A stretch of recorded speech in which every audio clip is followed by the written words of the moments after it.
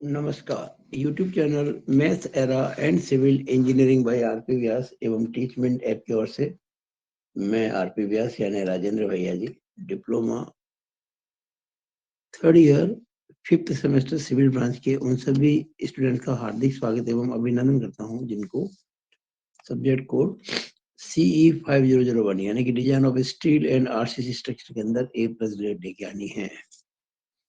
निश्चित रूप से आप प्राप्त करेंगे। केवल एक ही बात याद रखें, मेरे वीडियोस को शुरू से आगे तक देखें और अपने खुद के नोट्स बनाएं। कोई दिक्कत हो ग्रुप में डालें, समाधान किया जाएगा और मेरे निर्देशों की पालना करें। मैंने पिछले वीडियो में जो 4 पेज का था कंप्लीटली बातें समझाई थी जिस प्रकार की, उन पे बेस्ड मेरे अब 3 वीडियो होंगे। ये वीडियो नंबर 2, 3 और 4। ये लेटेस्ट जो पेपर हुआ था वार्षिक पद्धति का 2022 में आखिरी पेपर, उसका पेपर में उस क्वेश्चन को सॉल्व कर रहा हूँ। 2022 के पेपर में जो क्वेश्चन आया था मैं उसी को कर रहा हूँ। वार्षिक पद्धति वालों के लिए बहुत काम का क्वेश्चन है, ऐसा हो सकता है फिर आ जाए इस बार। और इस क्वेश्चन के सेमेस्टर पद्धति में आने की संभावना ना के बराबर है, क्योंकि आपके क्लियर लिखा हुआ है एंगल स्ट्रेट, सिंगल डबल वगैरह। लेकिन जो पहला जो पैरा है आपके सिलेबस का, उसमें सब लिखा हुआ वेरियस सेक्शन, स्लेंडरनेस रेशियो वगैरह। तो आपको कुछ बातें इसमें ऐसी मिलेंगी जो आपके एमसीक्यू भी आ सकती है। मल्टीपल चॉइस क्वेश्चन, कुछ शॉर्ट क्वेश्चन भी बन सकते हैं 3 नंबर वाले पे, और हो सकता है आ भी जाए क्वेश्चन। ऐसा नहीं कि बिल्कुल नहीं आ सकता, क्योंकि ये क्वेश्चन जब मैं करा रहा हूँ ना, इससे आपका बेस बनेगा। बेस जब तक अच्छा नहीं होगा आप आगे बढ़ नहीं पाएंगे। एंगल सेक्शन की जब हम करेंगे डिजाइन, तो हमें उसके लिए बेस यहीं से मिलेगा, इसी क्वेश्चन से। 2022 का पेपर है। आपको डिजाइन एक्सियल कैपेसिटी निकालनी है। डिजाइन एक्सियल कैपेसिटी यानी अक्षीय भार कितना ले सकता है डिजाइन, नॉट सर्विस। अगर आपको सर्विस लोड निकालना होता ना, या एक्चुअल में कितना लोड आ रहा है वो निकालना होता है, तो आपको जो लोड निकलेगा ना डिजाइन वाला, उसको भाग देना पड़ेगा 1.5 से, लोड फैक्टर से, मतलब partial safety factor for load से। लेकिन आपको डिजाइन निकालना है, उस केस में आपको 1.5 से डिवाइड नहीं करना है। एनीवेज, क्वेश्चन क्या है आपके पास? मैंने पीडीएफ दी हुई है पेपर्स की पिछले। आप 2022 का पेपर देखेंगे तो उसमें आपको क्वेश्चन मिल जाएगा कॉलम का। ये उसमें क्वेश्चन आया था 12 नंबर का, आपके आने की संभावना है 8 नंबर में। ISHB 300 at the rate 577 Newton पर मीटर, यानी कि जो कॉलम सेक्शन है उसके पर मीटर का जो वजन है वो 700 और 577 न्यूटन है। अब यहाँ एक बात आपको बता दूं कि जो हैंडबुक है, हैंडबुक के अंदर आपको कोई भी जो आई सेक्शन दिखेगा, आपको ये सब I section around steel beams, column section भी ये काम आते हैं। यहाँ जो मिलेगा आपको वेट पर मीटर, देखिए जरा, वेट पर मीटर दिख रहा है आपको? ये केजी में है, यानी कि केजी पर मीटर में, और आपको दिया न्यूटन पर मीटर में। तो यूं तो कोई दिक्कत नहीं आती है, क्योंकि आपको ये दे दिया है ISHB 300। लेकिन दिक्कत वहां आती है जब ISHB 300 भी दो हो अलग अलग भारों वाली। जैसे देखिए ये है इसके अंदर ऐसा, आप देखेंगे ध्यान से अगर, तो ISHB 300 ये भी है और ISHB 300 ये भी है, दोनों है, देखिए दोनों ही है। अब ये इसका वजन है 58.8 केजी पर मीटर, इसका 63 केजी पर मीटर। अब कौन सा लेंगे ये आपको नॉलेज होना जरूरी है। तो पहली बात तो आपको मैं यही सिखा रहा हूँ, एग्जाम में अगर ऐसा आ जाए तो क्या करेंगे। आपको पता है ना कि 1 किलोग्राम फोर्स में 9.8 न्यूटन होते हैं। आप क्या करेंगे, ये जो 577 है, देखा ना 577, इसको 9.8 से भाग लगाएंगे तो कितना है, देखो ये दिख रहा है आपको साफ साफ, 58.877, यानी 58.9 भी कह सकते हैं इसको। अब देखो 58.9, 58.9 ये 58.87 जो भी है काम मिल रहा है आपको। ये देखो ISHB 300 में देखो एक तो है 58.8 और एक है 63.0, तो ये काम आएगा आप, यानी पक्का हो गया ये वाला काम लेना है, ये वाला टिक लगा देता हूँ। तो आपको मेरी राय है कि जब कभी कोई एक सेक्शन तय हो जाए तो आप पेंसिल से हल्की लाइन की इसको उस सेक्शन है ना उसकी इस तरह से मैंने 2 लाइनें खींची ना, ताकि आप या थोड़ा ध्यान रखो या स्केल रख दो, ताकि ये नहीं कि आप इसको देख देते किसी और वैल्यू ले लो, आप ये सारी वैल्यू आपने दे दी है। ओके, अब देखिए आपको ये क्या क्या दे रखा है। वेट पर मीटर दे रखा है, सेक्शनल एरिया, एरिया कितना मिल जाएगा, depth of section, overall depth, width of flange मिल जाएगी, thickness of flange, thickness of web, moment of inertia. ये इंपॉर्टेंट बात है। देखो यहाँ मिल रहा है आपको IX और IY, तो दरअसल ये जो IX है ना वो IZ है। हैंडबुक का जो IX दिख रहा है वो वास्तव में कोड के हिसाब से IZ है, ध्यान रखना इस चीज को। और ये RX और RY, यहाँ तो आपको RX दिख रहा है पर वास्तव में ये RZ है। जो हैंडबुक में RX है वो दरअसल हमारे सूत्रों वाला कोड वाला RZ है, इस बात को ध्यान रखें। तो सब चीजें आपको यहाँ मिली हुई है इसके अंदर, ये सारी चीजें दिख रही है आपको। एक और बात ध्यान रखें, यहाँ कुछ चीज तो दे रखी है सेंटीमीटर, कुछ अलग अलग इकाई में। जैसे देखिएगा एरिया दे देगा आपको सेंटीमीटर स्क्वायर में, जो भी एरिया दिखेगा वो सेंटीमीटर स्क्वायर में, आपको लेना होता है मिलीमीटर स्क्वायर में। आप एरिया जो दिखेगा ना उसको 100 से गुणा कर देना। 1 सेंटीमीटर में होते हैं 10 millimetre, 1 centimetre equal to 10 mm। तो 1 सेंटीमीटर का जब होल स्क्वायर करेंगे तो 10 mm का स्क्वायर हो जाएगा, यानी 100 mm स्क्वायर। तो सेंटीमीटर स्क्वायर को गुणा करेंगे 100 से, आएगा mm स्क्वायर। ये mm ही है, ये mm ही है, ये सब mm है। ये सब देखिए आपको depth section, width of flange, ये सब आपको mm में मिली हुई है, कोई दिक्कत नहीं है इसके अंदर। लेकिन ये सेंटीमीटर 4 है, ये आपका सेंटीमीटर की पावर 4 है।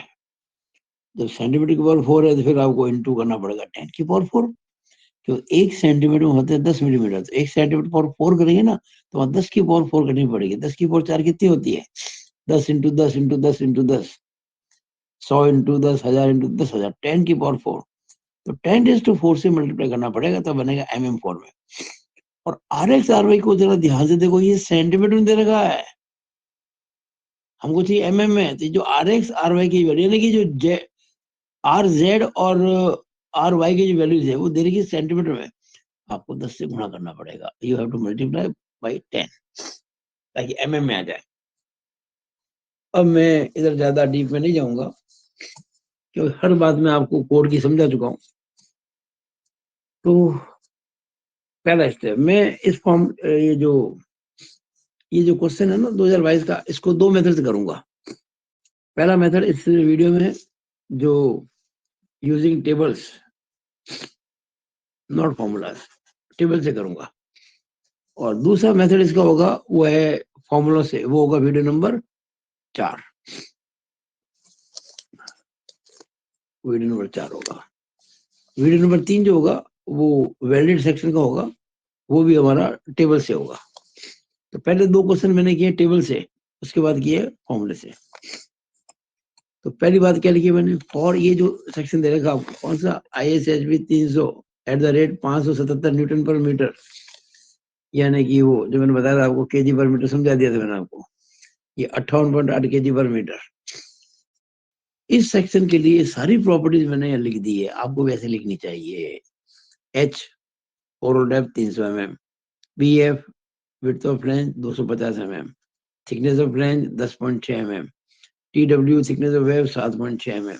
एरिया मैंने कहा था आपको सेंटीमीटर स्क्वायर मिल रहा है, वहां पे आपको 10 की पावर 2 यानी 100 से गुणा करना पड़ेगा, 7485 mm स्क्वायर। RZ एक्चुअली जो RX है ना वो हम RZ लिखेंगे यहाँ पे, 12.95 क्या था सेंटीमीटर इंटू 10 किया तो हो गया mm, 129.5 mm। RY 5.41 दे रखा था वो हैंडबुक में, इंटू 10 किया तो 54.1 mm। अब आप क्या करें कि हमें बकलिंग क्लास को पता लगाना है, तो H बाई BF करना पड़ेगा। H कितना ओवरऑल डेप्थ 300, BF कितना है 250, 1.2 आया।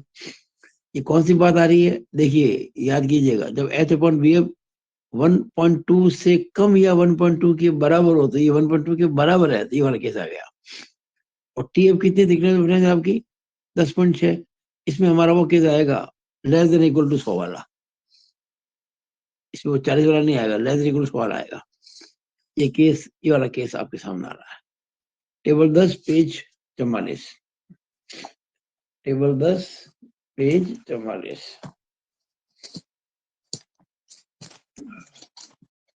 ये देखिएगा, ये वाला H/BF जो है आपका 1.2 से कम आ रहा है, और TF जो है वो 100 या 100 से कम आ रहा है, ये वाला केस बन रहा है आपके। इसमें जो जेड एक्सिस के ऊपर जो बकलिंग होगी उसकी तो क्लास है B, और Y के ऊपर जो बकलिंग होगी उसकी क्लास है C। तो ये आपको मिल जाएगा यहाँ पे। तो ये वाला केस बन रहा है आपके। तो बकलिंग क्लास जेड एक्सिस के ऊपर क्या मिल रही है B, और Y के ऊपर क्या मिल रही है C, ये आपको लिख देना चाहिए। अब आपको निकालना है, हम पहले स्ट्रेंथ निकालने जा रहे हैं, ध्यान दीजिएगा, हम स्ट्रेंथ निकालने जा रहे हैं कॉलम की अलोंग वाई एक्सिस पहले निकाल रहे हैं। तो इफेक्टिव स्लैंडरनेस रेशियो जिसे हम लैम्डा वाई कहते हैं, वो क्या हो जाएगा KL अपॉन RY। यहाँ आपको साफ साफ लिखा हुआ है both ends are fixed, clearly लिखा हुआ है। कई बार क्लियरली नहीं लिखा मिलेगा आपको, फिक्स को ऐसा मिलेगा both ends are restrained against rotation and translation. तो फिक्स है, तो आपके टेबल से क्या मिलेगा 0.65। ये जो आपको टेबल से मिल जाएगी वैल्यू इसकी 0.65। एक्चुअल लेंथ कितनी दे रही है आपको 4.5 मीटर, ये 4.5 मीटर यानी ये 4500 mm, ये 4500 mm, और भाई 54.1, ये नहीं हम निकाल देख चुके हैं, सब कुछ लिख चुके हैं, 54.1।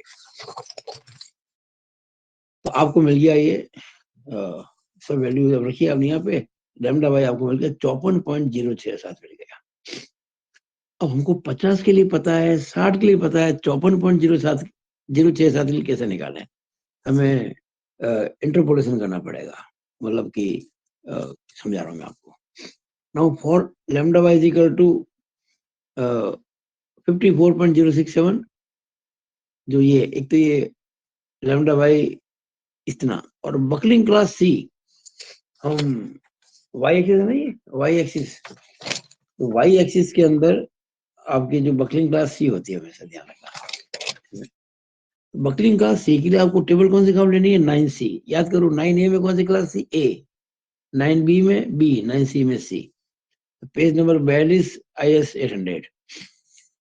देखो मैंने आपको वो पेज सिखा दिया था, आप देखेंगे 250 वाले कॉलम के अंदर जब KL अपॉन R 50 होता है तो ये 183 न्यूटन पर mm स्क्वायर है।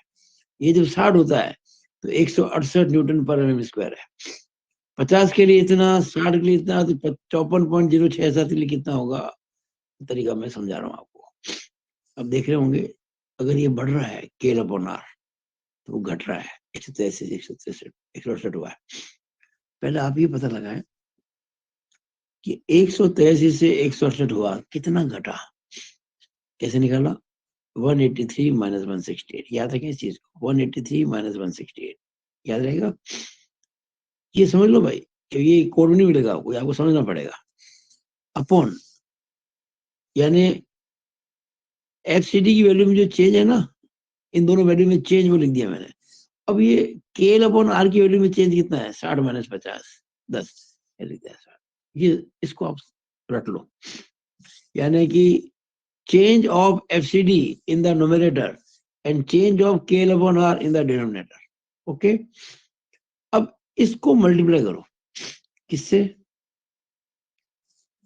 आपको 50 को बेस मान के आपने ये निकाला है, हमको चाहिए 54.067 पे, तो 50 और 54.067 का डिफरेंस कितना है 54.067 माइनस 50। अच्छा अब देखो हमने जो 50 की वैल्यू है ना, 50 वाली वो कितनी है 183, वो ले ली पहले तो। और आप जानते हैं कि हम जब 50 से आगे जाएंगे तो ये वैल्यू इससे 183 से कम होगी, माइनस कर दिया। कितनी कम होगी? इतनी कम होगी। ये यूनिटरी मेथड बहुत सिंपल सा है कि जब KL/R इतना बढ़ता है तो वो इतना घटता है, जब 1 बढ़ेगा तो कितना घटेगा, तो इतना बढ़ेगा तो कितना घटेगा। एक एक नियम, बहुत सिंपल सी बात है, इसको समझ लें। प्रैक्टिस करनी पड़ेगी वरना गलतियां हो जाएगी। तो ये वैल्यू जब सॉल्व की मैंने तो आई 6.1005, घटाया तो आ गया 176.8995 न्यूटन पर एमएम स्क्वायर। अब निकालेंगे design compressive strength. Design compressive strength क्या फॉर्मूला होता है? ए इंटू एफ। ए कह दो, एसी कह दो, एक ही बात है। एसी कितना है? 7485। ये रहा 7485। 74.85 था, उसको हमने 100 से गुणा किया था। और एफसी कितना निकला भी हमारा? 176.8995। ये एमएम स्क्वायर, ये न्यूटन पर एमएम स्क्वायर। तो आंसर किस में आएगा? न्यूटन में आएगा। हमें आंसर देना होता है किलो न्यूटन में, 1000 से भाग लगा दिया, ये हो गया किलो न्यूटन। ये 1324.09 किलो न्यूटन आया। 1324.09 किलो न्यूटन, इसको मैंने 1 कह दिया। अब मैं अलोंग, ये क्या होता है कि आपको y और z दोनों एक्सिस के अलोंग स्ट्रेंथ निकालनी पड़ेगी, और जिसके अलोंग स्ट्रेंथ कम होगी वही मानी जाएगी। मान लीजिए एक में स्ट्रेंथ ज्यादा और एक में कम है, तो अपन कम वाली को ही मानेंगे क्योंकि वो सेफ रहेगी। अगर आपने ज्यादा वाली मान ली और कल को लोड आ गया तो वो जो अपने स्ट्रेंथ कम वाली है ना, वो फेल हो जाएगी। फिर इस बात को हमेशा ध्यान रखें। हमेशा जो कम स्ट्रेंथ होती है वही मान के चलना चाहिए, ज्यादा वाले को नहीं। जैसे आपको एक छोटा सा एग्जाम्पल देता हूँ। मैं ये एग्जाम्पल अक्सर बच्चों को दिया करता हूँ, आपको भी दे देता हूँ, काम आएगा।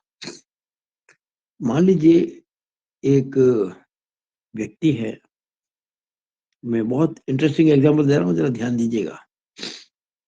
एक व्यक्ति है, उसके पास 3 कंडीशंस हैं। एक तो है ए, एक है बी और एक है सी। ए का मतलब वो परफेक्टली हेल्दी है, पूर्ण रूप से स्वस्थ है, कहीं कोई समस्या नहीं है। बी पूर्ण रूप से स्वस्थ नहीं है, he is not perfectly healthy, ठीक है, ठीक ठाक है, मतलब कहना चाहिए। और सी में तो बीमार है वो, सी में तो वो बीमार है, यहाँ कम हेल्दी है और यहाँ पूरा हेल्दी है। 3 कंडीशन है एक ही आदमी की। मान लीजिए इस कंडीशन में वो बच्चा 80 kg वेट उठा सकता है, 80 kg फोर्स। बी कंडीशन में मान लीजिए वो 65 kg फोर्स उठा सकता है, और जब वो बीमार होता है तो भी वो 52 kg फोर्स उठा ही लेगा। इसको पता है कि अगर वो बीमार होता है तो इतना उठाएगा, सामान्य होता है तो 65, और पूरा स्वस्थ होता है तो 80।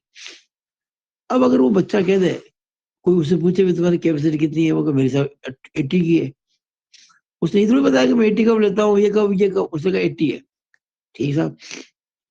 अब जिसने पूछा कितनी है, उसको पता पड़ गया 80 है, और किसी समय उसको भी पता है ना वो 80 ले सकता है, और कभी लोड आया 70 का है हमारा, तो क्या वो 80 ले सकता है, चलो 70 दे देते हैं। आपके ऊपर 70 का लोड दे दिया।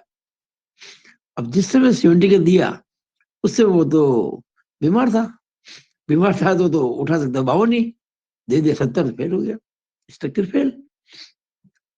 या उसने कह दिया मेरी स्ट्रेंथ जो है वो 80 है, और कभी मान लीजिए आपको यहाँ भी देखिएगा 70 दे दिया, यहाँ भी फेल हो गया। मान लीजिए उसने कहा मेरी स्ट्रेंथ 65 है, इसका अब उसको 65 से ज्यादा नहीं देंगे आप लोड उसको, लेकिन आपको क्या पता है फिर वो बीमार मिलता लेता है।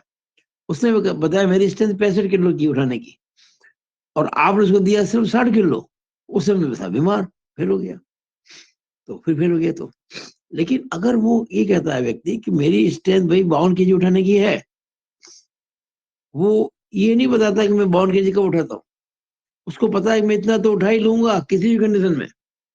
अब जब पता है कि 52 kg है, दिखती बात लोड, तो उससे कम ही डालेंगे आप, इससे कम। अब वो चाहे बाउंस कितने कम डाले, 51, 50। जब बीमार में इतना उठा लेगा तो बाकी तो ज्यादा उठा सकता, तो हमेशा स्ट्रक्चर सेफ रहेगा। अब मेरी बात को समझ गए ना? ध्यान रखो, हमेशा अगर अलग अलग कंडीशन से आपको स्ट्रेंथ निकलती है, तो जो सबसे कम स्ट्रेंथ निकलती है ना, वही मानी जाएगी स्ट्रेंथ। तो अब हम अलोंग जेड एक्सिस निकाल रहे हैं। जेड एक्सिस में निकालने पहले के एल अपॉन आर जेड।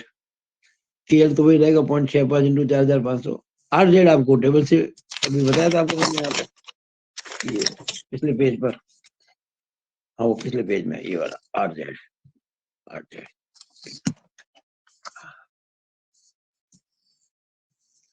ये आपको मिल गया 22.587। 22.587। अब लैम्डा जेड 22.587 और बकलिंग क्लास बी, क्योंकि जेड डायरेक्शन में बकलिंग क्लास बी है, या लिख चुकी हो, जेड एक्सिस के अंदर बकलिंग क्लास बी है। बकलिंग क्लास बी के लिए तो कौन सी टेबल देखोगे? 9B, पेज 41 पर, IS 800। केएल अपॉन आर 20 के लिए 225 और 30 के लिए 216। तो 22.587 के लिए कितनी होगी? तो आप पहले इनका अंतर ले लो, 225 और 216 का। 225 माइनस 216। इनका अंतर ले लो 20 और 30 का, 30 माइनस 20। फिर ये जो 20 और 22.587 का डिफरेंस ले लो, 22.587 माइनस 20, और ये घटा दो किसमें से? 225 में से। 222.67 एक साथ न्यूटन पर मीटर आ जाएगा, ये आ जाएगा। अब निकालनी है आपको डिजाइन कंप्रेसिव स्ट्रेंथ। तो PD is equal to AC into FCD। AC वही है 7485, FCD अभी निकाली आपने, बटा 1000 क्यों? ताकि आंसर आ जाए किलो न्यूटन में। क्या है? 1666.6976 किलो। इसको हमने 2 नंबर का, और उसके पहले ये जो था अलोंग वाई एक्सिस, उसको 1 नंबर का था मैंने। ये 1324 पॉइंट कुछ है और ये 1666 पॉइंट कुछ है। तो इन दोनों में से कम कौन सा है? दिखती बात है, कम ये है। मैंने कहा ना, जो कम होती है वो स्ट्रेंथ होती है। स्ट्रेंथ कितनी हो गई? 1324.09। Hence the design composite strength is equal to 1324.09 kilo. It is the answer. तो ये डिजाइन है। अगर कभी आपसे ये पूछ लेते एग्जाम में, अभी आपसे पूछा गया था डिजाइन स्ट्रेंथ निकालना, डिजाइन स्ट्रेंथ ये होती है। अगर पूछते आपसे सर्विस लोड, मान लीजिए कि कितना सर्विस लोड लगाया जा सकता है कॉलम के ऊपर, तो आप क्या करेंगे? ये जो 1324.09 है ना, इसमें 1.5 का भाग लगा देना। ये अपने partial safety factor for load से। लेकिन अगर आपसे डिजाइन लोड पूछते हैं, डिजाइन कंप्रेसिव स्ट्रेंथ, तो फिर यही आएगी। तो मुझे आशा है कि आपने बहुत अच्छे से इसको समझा, सवाल को बहुत ही ध्यान से, बहुत ही डीप में जाकर चीज को समझाया है। अच्छे अच्छे मैंने एग्जाम्पल दिए हैं। तो पूरी उम्मीद है कि आप कहीं पर भी नहीं अटकेंगे। एग्जाम अगर सवाल आ गया तो जरूर कर लेंगे। हालांकि मैं फिर बता दूं, सेमेस्टर पद्धति में सवाल करने की संभावना कम है, लेकिन हाँ, ये आपके समझ में अगर आ गया है तो आगे कोई भी सवाल आएगा उसको करने में बहुत ज्यादा आपको हेल्प मिलेगी। ये मेरा आपसे पक्का वादा है। इसी के साथ मैं अपनी बात को समाप्त करते हुए यहीं पे वीडियो खत्म करता हूँ। It is all over about this video. Thank you.